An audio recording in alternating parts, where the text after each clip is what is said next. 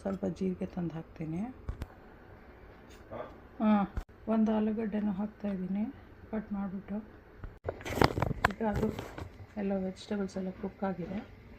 ಇವಾಗ ಇದಕ್ಕೆ ನಾವು ದಾಲು ಫಸ್ಟು ಬೆಲ್ಲ ಹಾಕೋಣ, ಕರಿಬೇವಿನ ಸೊಪ್ಪು ಸ್ವಲ್ಪ ಹಾಕೋಣ, ಕರಿ ಲೀವ್ಸು, ಆಮೇಲೆ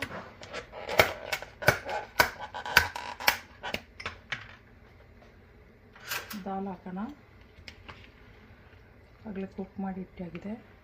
ಸೊ ದಾಲು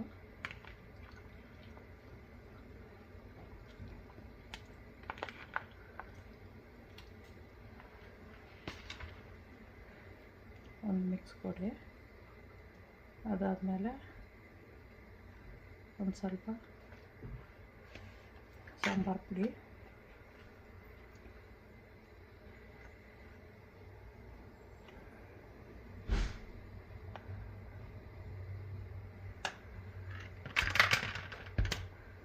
ಸಾಂಬಾರು ಪೌಡರ್ ಮೇಲೆ